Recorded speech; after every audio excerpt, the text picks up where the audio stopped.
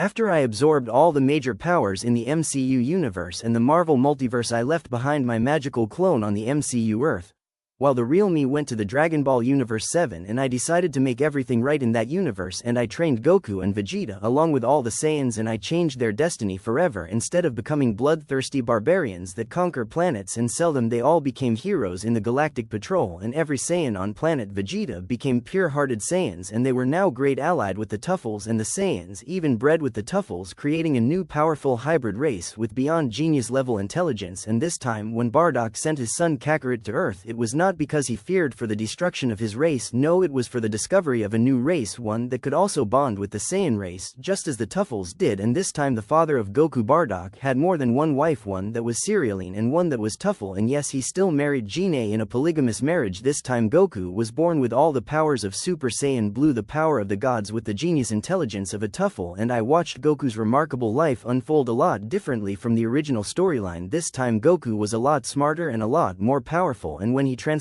into a great ape, he didn't kill Grandpa Gohan, no, this time Goku transformed into Super Saiyan 4 Blue, and I witnessed everything in Goku's new life, and I brought him to train with me in the hyperbolic time chamber for 22 years after he transformed into a Super Saiyan Blue 4, and right after that Beerus came to the Universe 7 Earth to confront me and ask me questions about the past, and he also came to challenge me to a fight. And when Beerus appeared behind me with Whis, I was not surprised, and I said, "Hello Whis, my grandson," and then Whis said, "Hello Grandpa, it's so good to see you again." And then Beerus looked at Whis with a bit of disdain, and he said, "Really Whis?" And then Beerus asked me, "Why have you returned?" practically demanding explanation from me, and then my pleasant smile and face instantly turned serious, and then I ignored Beerus and I began asking Whis all sorts of questions about what's been going on since I've been gone, and he told me everything as usual, and I would expect nothing less from a loyal angel. And I even asked Whis if my son Zeno was still in that childlike form of his, and then Whis said, "Yes, he is Grandpa." And then Beerus yelled, "Don't ignore me, old man," and then I glared at him angrily and I asked him, "What do you want, Beerus?" And then Beerus asked, "Well, I wanted to ask you why you left us behind with that child of yours, Grand Zeno, for all those years, not a peep from you, and now this you return, and for what? To save the Saiyan race." And then I said, "You are not to touch the Saiyans, they are my children and my chosen race, you will leave them alone, Beerus, or you have to deal with me." And then Beerus smirked and asked me, "And if I don't leave them alone, then what will you do, old man?" And then I said, "Look here, pussy cat, if you don't follow my orders, then I will have to give you a beating, and it's going to hurt you a lot more than it is me, because I'm sure you know about that whole wrathful thing of mine. I may be old, but I feel stronger than I've ever been in this new body of mine, and let's just say that I'm out of your league, Beerus." And then Beerus smirked and said, "I've always wanted to fight our true creator." And then I told Beerus to walk away now, and I won't have you replaced by someone else. And then Beerus got a little scared when he felt a bit of my mortal key energy, and then he asked himself, was that his mortal key? It's stronger than all the gods of destruction, even stronger than mine. And then I said, "Whis, I think it's time to take your little pussy cat Beerus back home." And then Beerus got very angry and he said, "How dare you mock me, you old bastard, and I am not a pussy cat, don't call me that again, I'm a destroyer, you wretched monkey." And then I scowled with irritation and said, "Someone needs to teach you a thing or two about respect, Beerus." And then I practically teleported in front of Lord Beerus and I punched him in the stomach, and he spat out blood, and then I grabbed him by the throat and I teleported him to another universe, and I punched him through 7 different dead planets until he finally landed on a planet full of people, and now he was laying down in a crater outside of a city, heavily damaged and injured. And Whis teleported over Beerus saying, "I told you so, Lord Beerus." And then Beerus said, "Whis, please heal me, oh god, I'm in so much pain, I've never been hit this hard before." And then I said, "Whis, stop right there, don't do it." And then I said, "Wait a minute, I have something to say to Beerus." And then I teleported over Beerus and I said, "Well, now this is very interesting, I barely used 2% of my power and this is the result."